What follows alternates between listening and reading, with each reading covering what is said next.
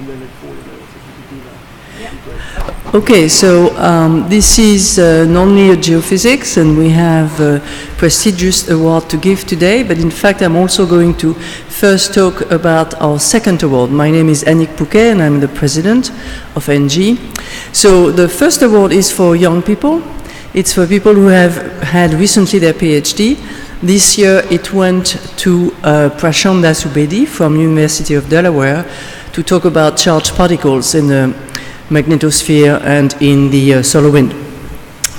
He could not come because he had a last moment issue. So the talk was given by another member of his team who 2 days before D-Day managed to give the talk, and we all enjoyed it. And we want to thank this guy who did it, Tulasi, and also compliment Prashanda. So that's the first item of the day. Now the second item of the day is the Lorenz lecture, and it was given this year to William Klein, and John Rendell is going to introduce him. But before we do that, we have a little picture show to do while I'll give you your diploma. Okay, so please come.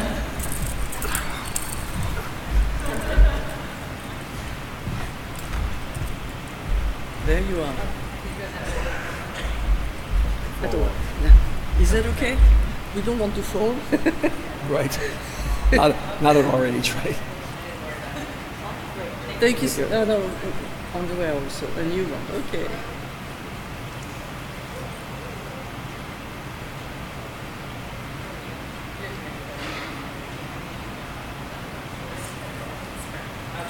Okay, thank you. Thank you. So a round of applause. And John, please go ahead. So my name is John Rendell, and I'm on the Lorenz Lecture Committee. And I'm going to introduce Bill. I first want to add a little personal item, which is that I've known Bill since Black Monday 1987, when I was asked to go to Boston University and give a lecture in the physics department.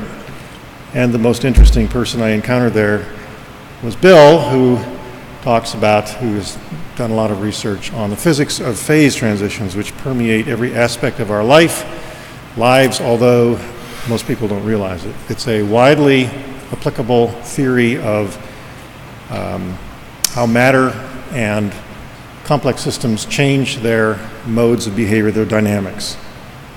So Bill's background is that he's a physicist who got his PhD in 1975 at Temple University under Mel Green. He did a postdoc at National Institute for Standards and Technology in Gaithersburg under Ray Mountain from 72 to 73, and then in the math department at MIT from 73 to 74. And then he worked in Cologne, Germany for a couple of years before becoming an assistant professor at Boston University in 1976. He was the Ulam Scholar at Los Alamos National Laboratory in 2000. He's a fellow of the American Physical Society. And I have to say, he's one of the brightest people I've known in my career. I'm sure that his lecture today will be extremely enlightening on a variety of different levels. So, Bill. Thank you, John.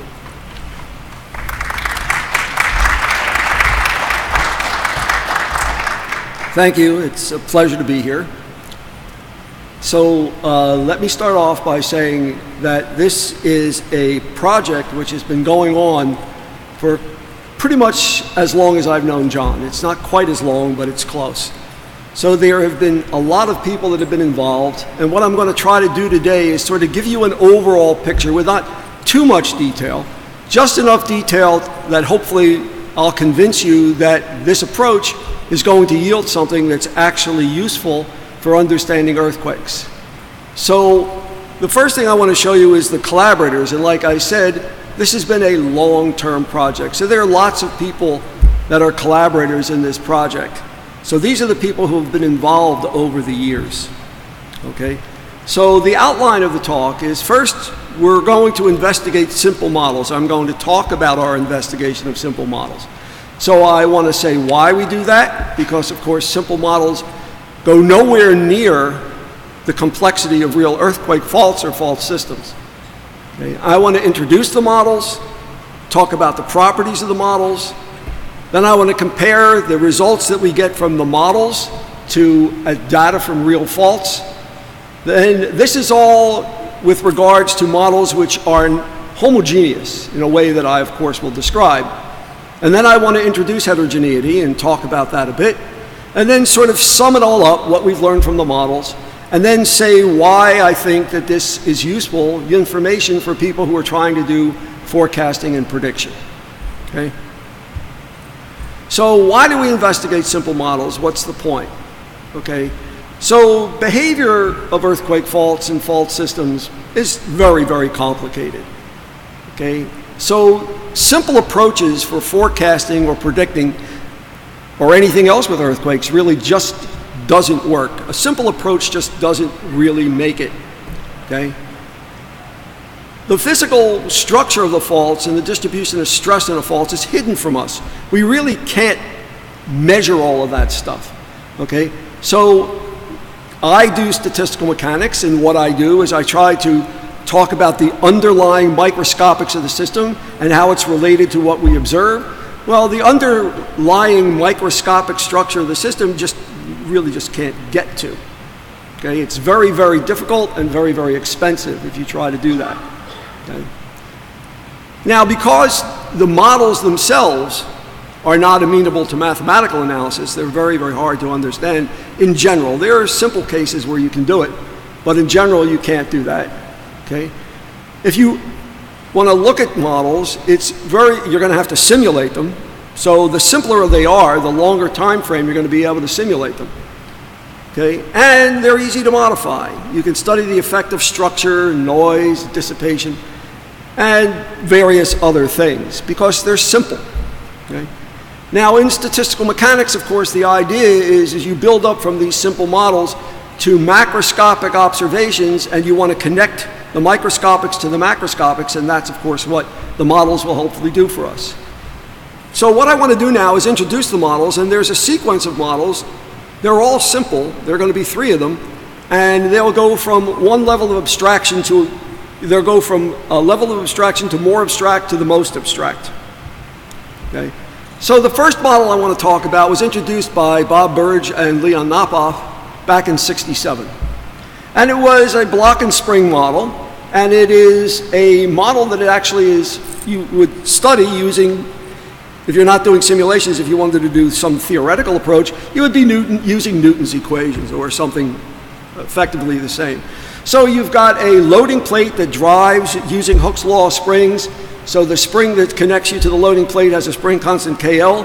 The blocks themselves rest on a fixed plate with a frictional force. They are usually what Burge and Napoff chose was a velocity weakened force. Other people who studied this model chose the same thing. And they sit on a plate, as I said, with a frictional surface. There's a friction force, and they're connected to each other by Hooke's law of springs. And the loader plate moves along with a velocity v, which is in general small. But the blocks don't move in general because they stick due to the friction.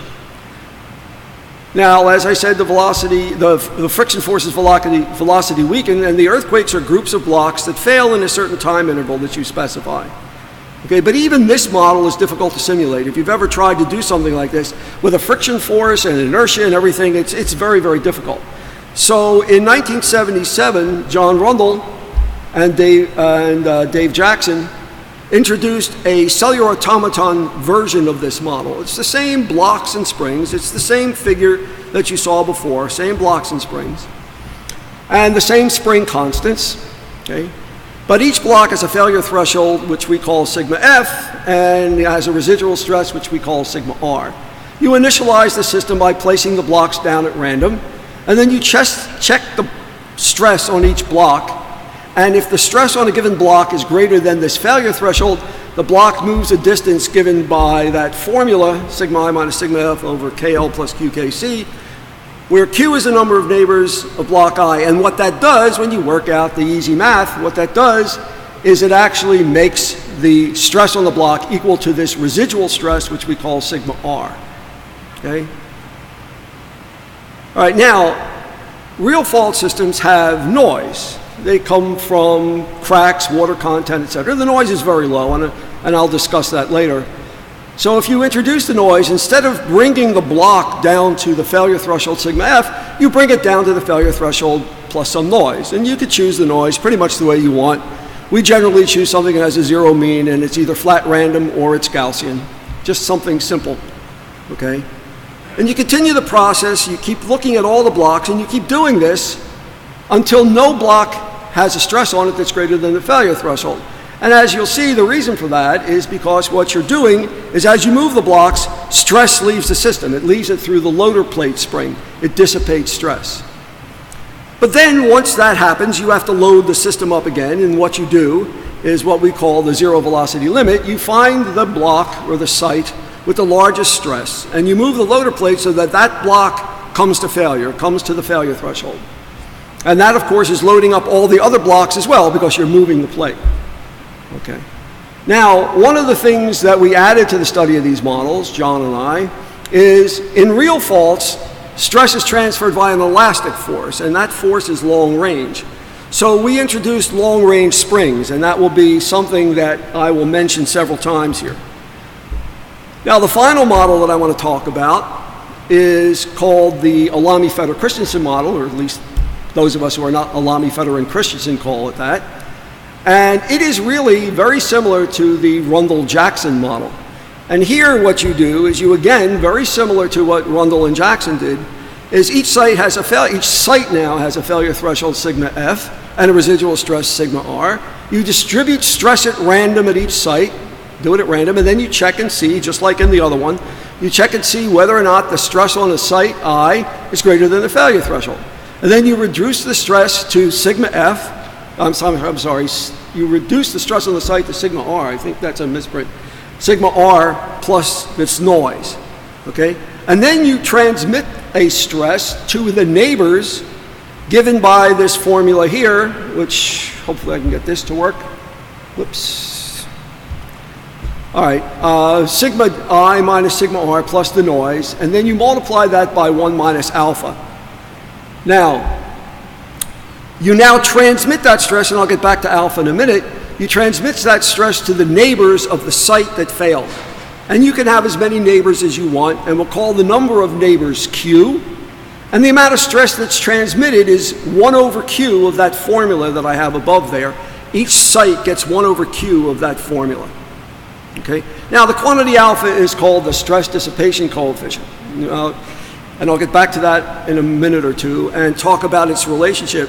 In this model, alpha is just set to be a number. It's a parameter you choose in the problem. Okay. Then when you do this and you find that all sites, since you've dissipated stress, all sites have a stress lower than the failure threshold, again, you have to load the system. And the way you do it is similar to what we did in the Rendell-Jackson model, which is what you do is you find the site with the largest stress. You add to that site the stress that brings it to failure, but you add the same amount of stress to every site in the system. Then what you do is you look at the number of sites that failed before you had to upgrade or upload more stress into the system. That number of sites that failed we'll call S, and you look at the number of events of size S. Okay?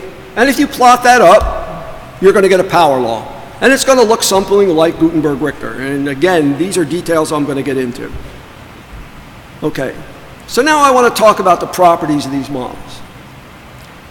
If you set this stress dissipation parameter alpha that I talked about equal to KL, that's the spring constant in the Rendell-Jackson model, divided by KL plus QKC. So KL was the spring constant to the loader plate, KC, to remind you, was the spring constant within blocks, and Q is the number of blocks. If you set alpha equal to KL over KL plus QKC, then the Rendell-Jackson model and this model, if you just follow the stress, you just follow the stress on each site, the stresses track each other, they're isomorphic.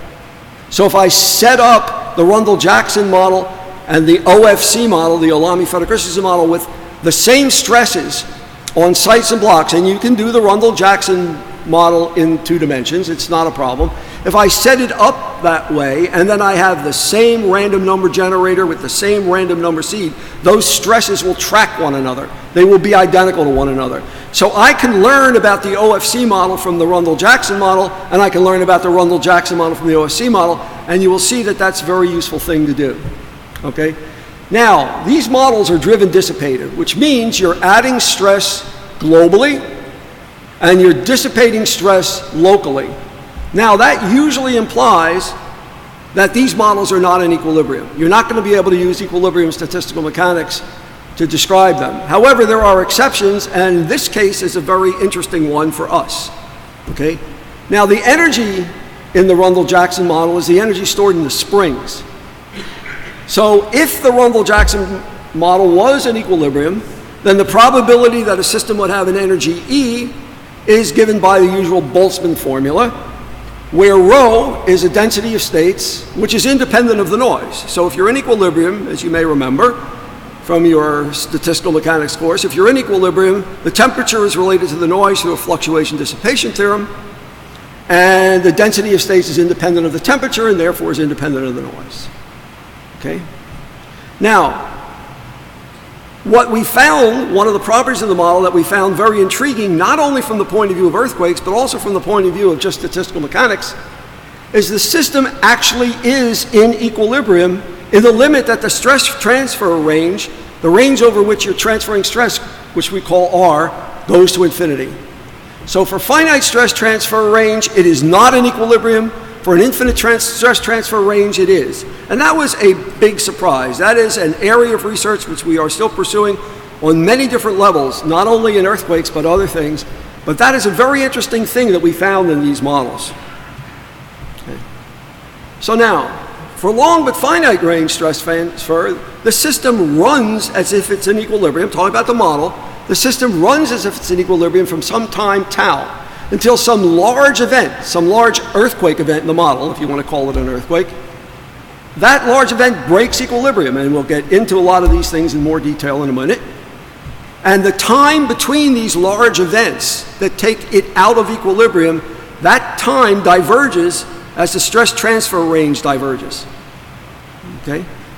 Now, in the limit that the stress transfer range goes to infinity, you can actually treat the model using equilibrium statistical mechanics. And what you find is that the scaling that you see of the number of events of size S, which looks like Gutenberg Richter scaling, as you will see, is related to what is called a spinodal critical point. So if you look at the figure that I have up there now, that is a free energy with two minima. And you can think of this as a free energy associated with a liquid-gas phase transition. And as you lower the temperature from above, let's say, the critical point, what happens is you develop two wells. At the first order phase transition, which is the melting or, well, if it were a liquid solid, it would be melting or freezing line. Here it would be the condensation line. When you reach the condensation line, both of those wells are equal in depth. As you keep going to lower and lower temperatures, one well gets shallower and shallower until it disappears. When that well disappears, you are at a critical point. It's the limit of basically physical stability of the system. So we are saying that in the limit of infinite range stress transfer, that you have a critical point. And that critical point is the limit of mechanical stability of the system. And at that critical point, the scaling of the earthquakes is associated with that phase transition. Okay? We have a theory, and that theory predicts that the exponent associated with what you would call Gutenberg Richter scaling, and now what I'm talking about is moment scaling. So it's the number of events with moment m, so it's moment magnitude scaling, is going as m to the minus 3/2. That's the prediction of the theory. Okay, so here is some data now, but before I get into looking at the data precisely, let me describe for you now what we're trying to do. So now we say, okay, fine, but earthquakes have, the faults themselves have damage. And that damage is going to be, part of it anyway, is going to be in the form of microcracks. And those microcracks are going to dissipate stress. So different faults will have different levels of stress dissipation. So what you see plotted there is the number of events of size S on the y-axis. X is S, the size of the event, and it's for different values of Q, where Q is the number of sites that we eliminate, and every time we eliminate a site, we increase the dissipation, because when we transfer stress to an empty site, it is dissipated. It just disappears from the system. So what you're looking at is a higher rate of dissipation as Q gets bigger. And you can see that when you look at that, instead of getting a nice, let's call it a Gutenberg Richter plot, instead of getting a nice scaling over 3 orders of magnitude, you could see that you're moving effectively further and further away from that critical point. Okay?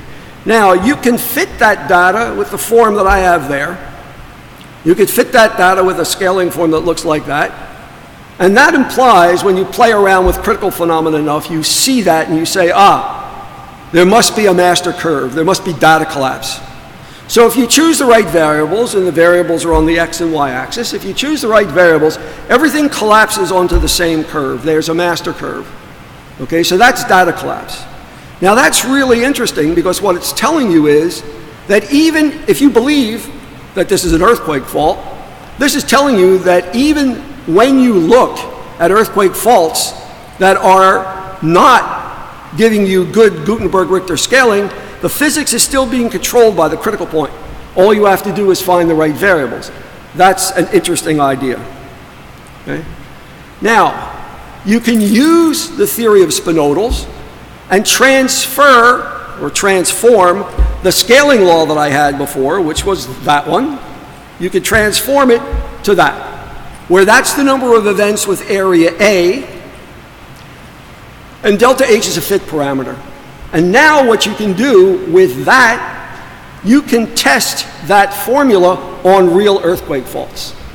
So here is some data from real earthquake faults. The faults are listed there in the bottom. You can read them for yourself. The straight line in black is 1 over A. And the lines, the solid lines, there's a red line, a blue line, and a green line. Those lines are least square fits. And so real data actually seems to fit this scaling form.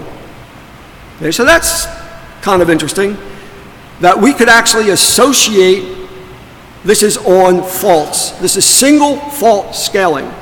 You can actually associate single fault scaling with a critical point called the spinodal if you understand that the movement away from the critical point is still governed by the critical point because of this data collapse.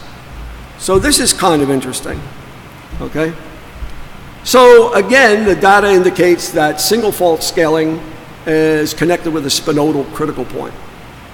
Okay, now of course, Gutenberg Richter scaling is usually associated with fault systems, okay? And the exponent that you get when you look at a fault system, like for example, Southern California, is different than the exponents that you get when you look at single faults, where that exponent, as I just showed you, was 3/2, or if you change it into area, it's 1. Okay? The exponent is in general different, and the range that you see scaling is larger. Okay? So what we want to ask, is there anything that we can understand about single fault scaling that would allow us to look at fault system scaling and get that kind of behavior, where you're getting a different critical exponent and you're getting a larger range of fit? And as I said before, we're looking at magnitude moment scaling, so we're looking at the number of events with magnitude m proportional to m to the minus beta, okay? Which is, of course, as usual, related to b this way. So it turns out that b is 2/3 beta. Okay, I didn't put that on the slide, but that's the way it works. Okay. So the questions are, how do we get to fault system scaling when many of the faults in the system don't look like they have Gutenberg Richter scaling? And what causes the exponents on fault systems to vary from fault system to fault system? Now that's a little controversial, but there are some studies that seem to say that. So we're going to see if we can get that. Okay? So the question is, how do you get Gutenberg Richter scaling of a fault system? What do you do? Well, basically you just add up the number of events of a given size over the fault system, over whatever time interval you're doing this. Okay, so we convert the sum to an integral, and whenever you convert a sum to an integral, of course, you've got a density of states. Okay? So the integral becomes this. So that's the same formula as before. The exponential in the numerator and the denominator are the same. And now you're adding in this density of states, d of q, which is the density of systems, faults, I should say, faults that have a damage fraction q. Okay? Now, in real fault systems, we do not know what d of q is. We don't really know that. However, we can make a reasonable assumption, okay? So we assume, as I said before, that this dissipation comes from things like small cracks. And this study here, Sahimi et al., pointed out that those cracks have a fractal distribution. So if they have a fractal distribution, then a pretty good guess, an idea of what d of q would be a power law. So we're going to assume that d of q goes as 1 over q to the x. Okay? Now, if you put that into the formula above, if you put that into this formula, which is the this one here, whoops. If you put that into that formula, then you do the integration, but if you do the integration, instead of from 0 to 1, you do it from 0 to infinity, and you just say, well, I've got an exponential, I can cut off, the integral cuts off after q goes as 1 over the square root of s, so I can extend it off to infinity and not get much of a change. Then what you see is you get this particular scaling law. You get the number of events of size s is just 1 over s to the 2 minus x over 2, where x is this, d of q is 1 over q to the x. Okay?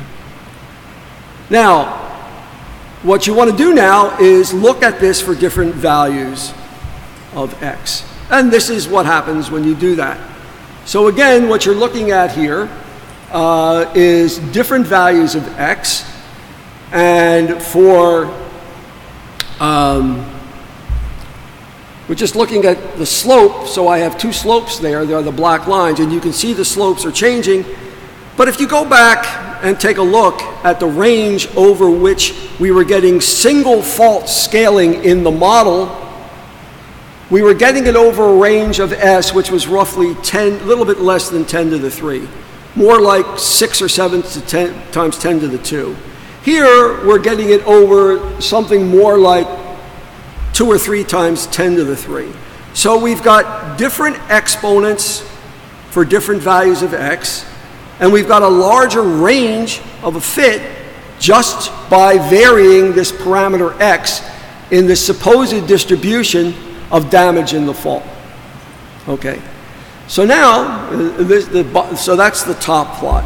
The bottom plot is a little backward, but let me explain it to you.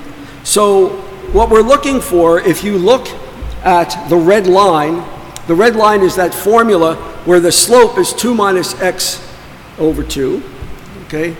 And if you look at, so this is the slopes for various values of x.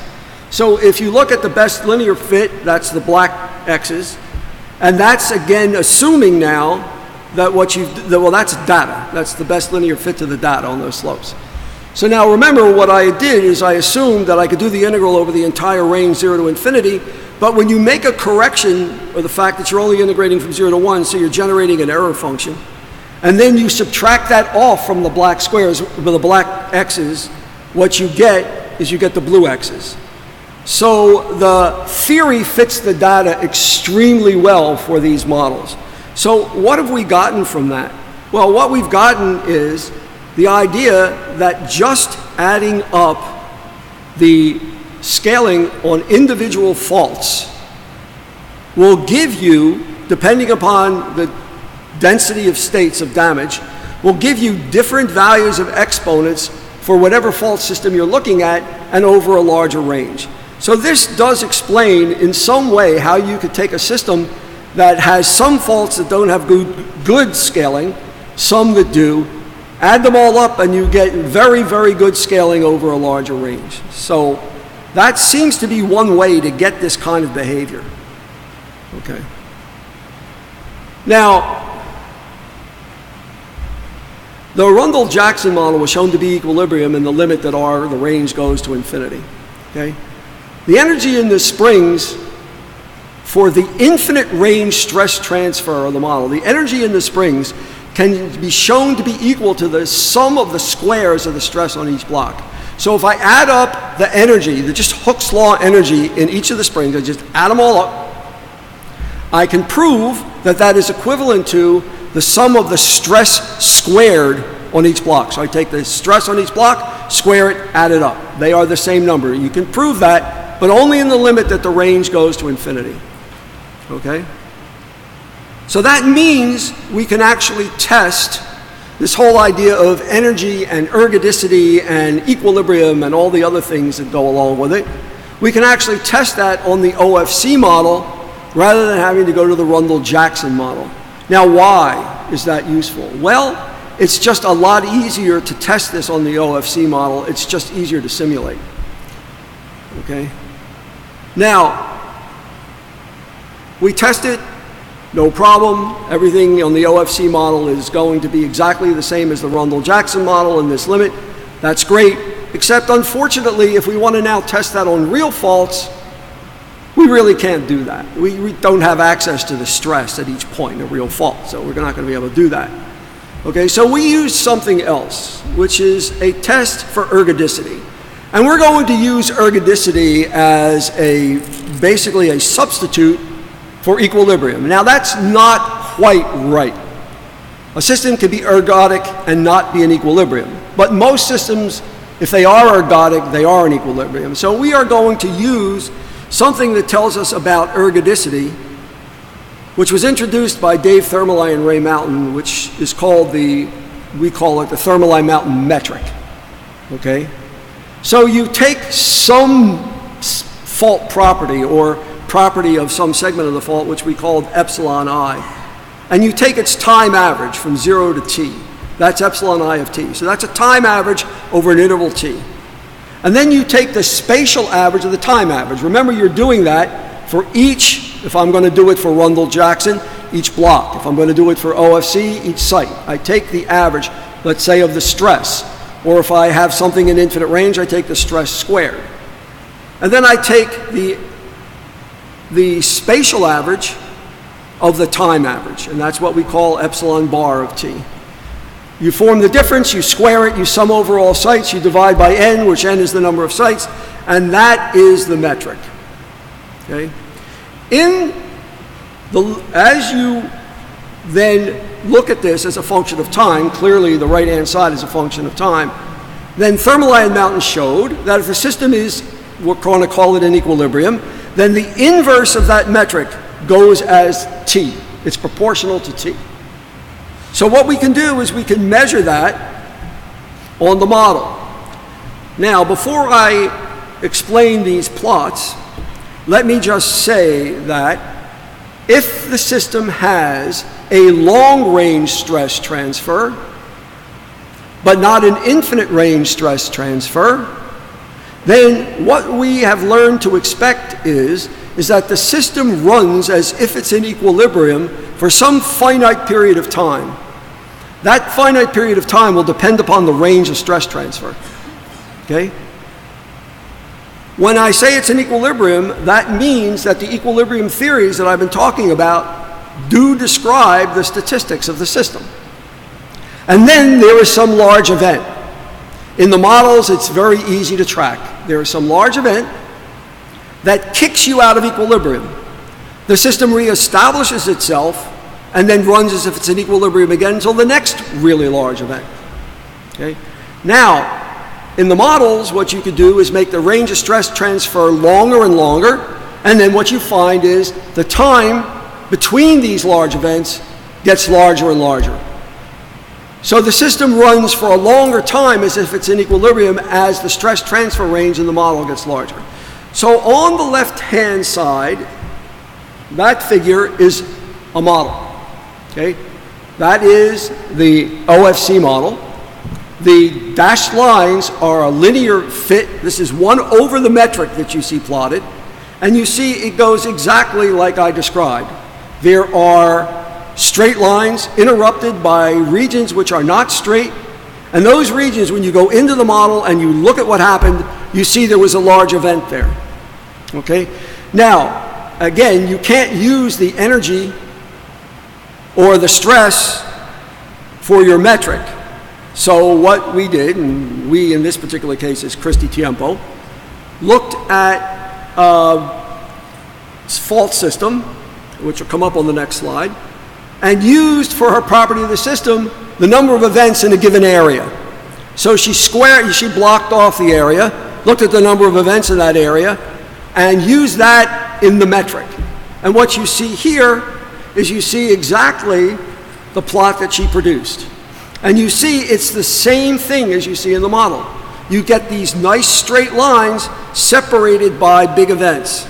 And those big events are right there. Each one of those jogs corresponds to a large event that's listed right here on the slide. Okay? So the other thing that we found with the models now, which we're very interested in looking at, is that the models are in equilibrium. We always introduced a noise. I told you about a noise. The models are in equilibrium for a given stress transfer range only for a noise greater than N0. But as the range goes to infinity, the noise that you need to get the model into equilibrium goes to 0. So what that is telling you is you go from fault to fault. The noise level on that fault will always be small, but the stress transfer range will always be large. So you're kind of in this position where you're worried about whether or not is the noise level that I see in the system large enough for the given range that I have to give me a model, or give me a system, I shouldn't call it a model, gives me a fault system or a fault that I can treat with equilibrium methods, or is my noise too small? So what I'm trying to get at here is the parameters that we use, the damage fraction, the noise, the stress transfer range, they vary. They vary from fault to fault. They're going to vary with time. So you've got an issue where all of these parameters the model is telling you are very important for understanding the statistics of earthquake events. And those, first of all, one, you got to get a handle on them. That's not easy. And second of all, they not only are they going to change from one fault to another and one fault system to another, they're going to change with time. Okay? So the next question that we asked was, okay, that's fine. These are nice cellular automaton models. What happens if we go back to the Burge-Knopf model and we introduce velocity weakened friction, and we introduce inertia, and we introduce, all the things that come with actually having a real system, which at least you can write down, physics equations, Newton's equations that describe the system. The answer is the Burge-Knopf model with long-range springs runs pretty much the same way that the Rendell-Jackson model runs with long-range springs, and the same way that the Awami-Fetter-Christensen model runs with long-range stress transfer. So pretty much we have seen that inertia, real friction, doesn't seem to change what's going on in these models. Okay. So now the one thing I haven't talked about, this is a project that's ongoing right now. The problem now is these models that I've talked about so far have all been homogeneous. That is the stress failure threshold, the residual stress, everything is homogeneous. Every site, every block, they all have the same failure threshold, residual stress, and so on. What we need to do now is we need to look at the structure of faults. We need to look at how faults are affected by asperities of various strengths.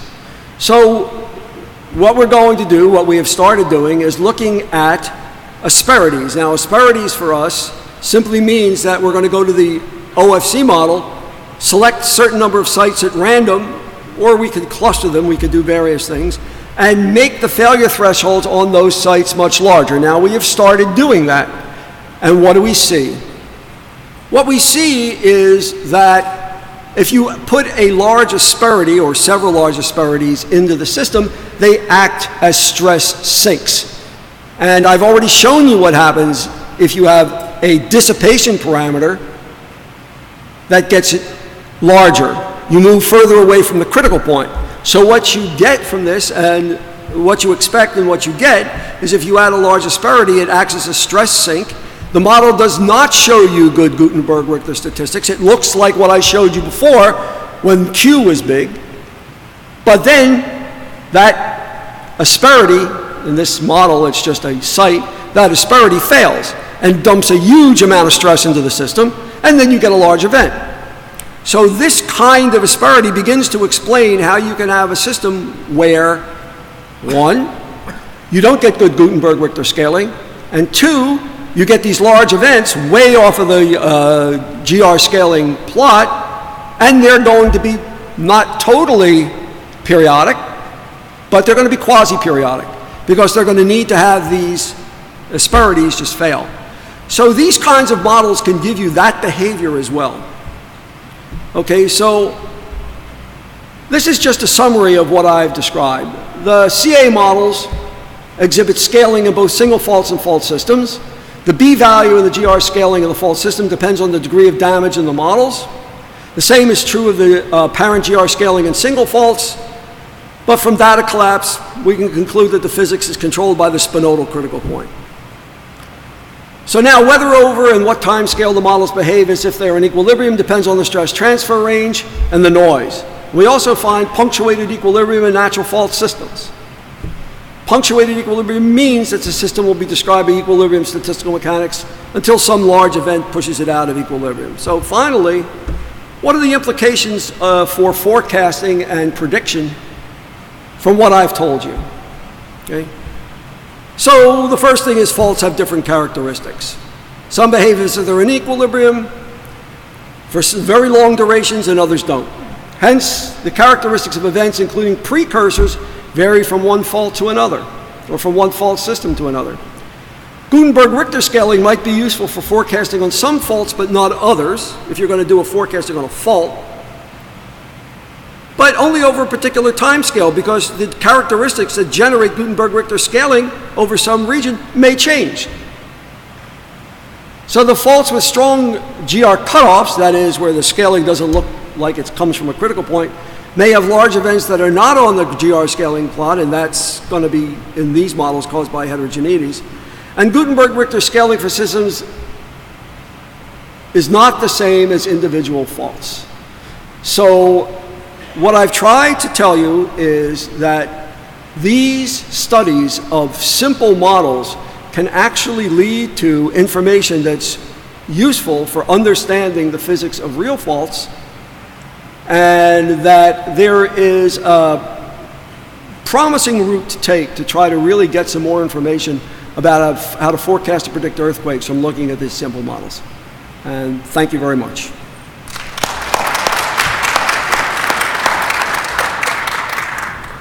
We have lots of time for some questions. People have questions? Oh, Andrea. Andrea, I can't hear you.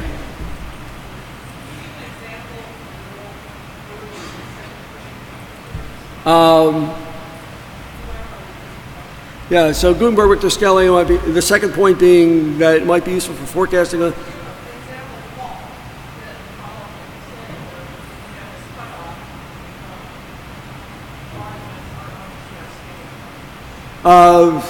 I can't think of one at the moment, but that's not my area of expertise. There are other people here who might be able to answer that better than me.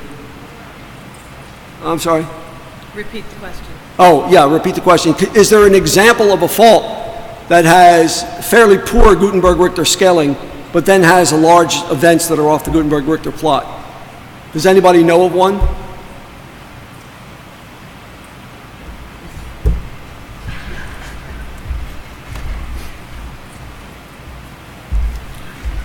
Well, you're basically talking about the characteristic earthquake model, which supposedly has a bump out there that falls way above the line. So that's something that Didier Sornet calls a dragon king, for example. Yeah, but I think you were asking for a particular fault. For a particular fault, well, if you look at Chris Schultz's book, he says that the Good Friday earthquake is characterized by such a Gutenberg-Richter relation. At one time, we thought that the Parkfield earthquake fault had such a relationship, but now it's not so clear. But supposedly there are these things, and you know, I think as we learn more and more about these and gain more statistics, that conclusion becomes a little more dubious, but it's still not clear yet. Other questions? Yeah. Anik?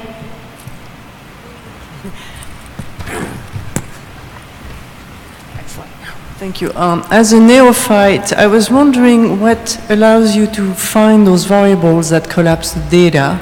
I'm sorry, I'm having trouble hearing you. What are the criteria? How do you find the variables that allow you to collapse your data? Oh, that was just trial and error.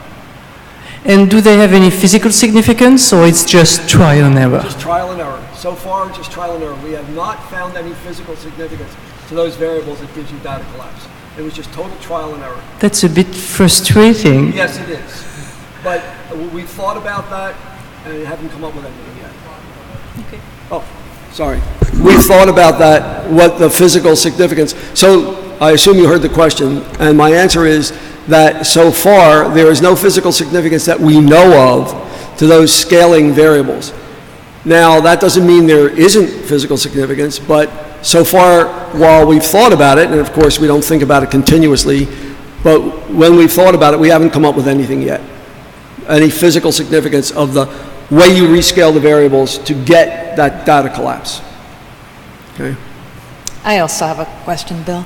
Sure. And that is, when you apply long-range stresses, how do you do that within the model? Do you look at the average stress over a part of your automata grid, or how do you The way we apply that? normally do it, because we've actually tested this in different ways. So let me say the way we normally do it. So let me take both the Rendell-Jackson model, where we've done it, and also in the Awami Christensen model, where we've also done it. And generally what we do in the Rendell-Jackson model is we just make longer and longer range springs. So you take one block and it has nearest neighbor, next nearest neighbor. If I were doing it in one dimension, you have to do it, imagine doing it in two. Well, so you just keep making longer and longer springs. The only thing you have to do is that the spring constants, as you make this thing longer range, you have to make the spring constants weaker. So you can make them weaker uniformly, so all the springs have the same spring constant.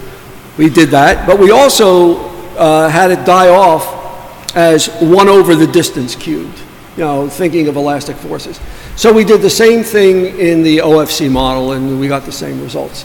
We never saw a difference. So computationally, it's just easier if it's all the same, right? So now we just use all the same, because when we tested it, we didn't see any difference. Other questions? Yes. Cecile, we'll bring you the microphone. Have you investigated the statistics of the punctuation time? The Time between your large punctuated events? equilibrium time. Right. No, and that's a very interesting thing to do, but we have not gotten to that yet. We should do that both for the model and we should do it in real earthquake faults, but we have not done that. I haven't done it, I haven't been involved. I don't know if Christie's looked at that. Christy, have you looked at that? The statistics? Rachel looked at it? I can't hear you. So Rachel and I have started looking at that question over the years. Rachel has lots of statistics on them, but it turns out that depending on the models that you're running, you get a very long ramp-up time. There's a very long time in the models for non-linear behavior to die away. It takes a while to settle down, and so that affects the statistics you get. So we've been trying to separate. Last thing we're doing was separating those out. So we have not actually got an answer on that question yet.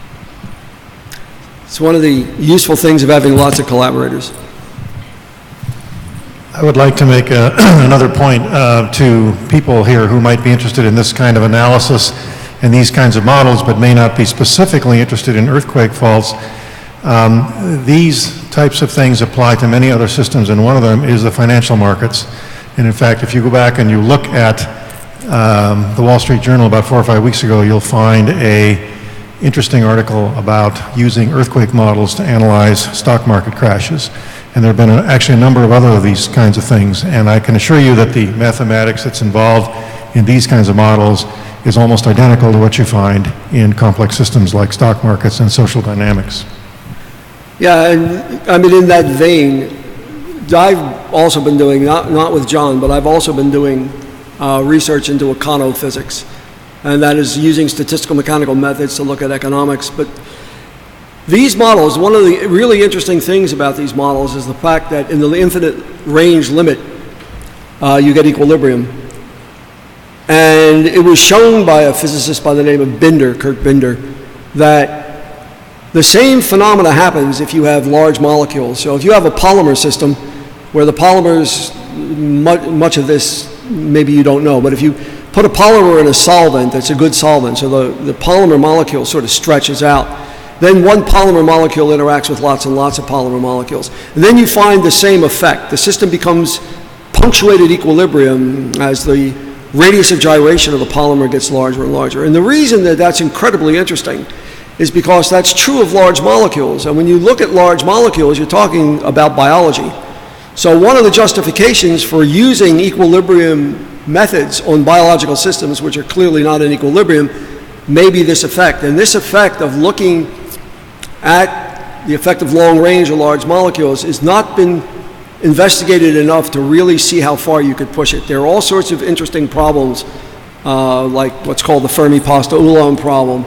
There are many interesting problems that which we discovered on looking at models of earthquake faults, that actually could stretch way beyond looking at earthquakes.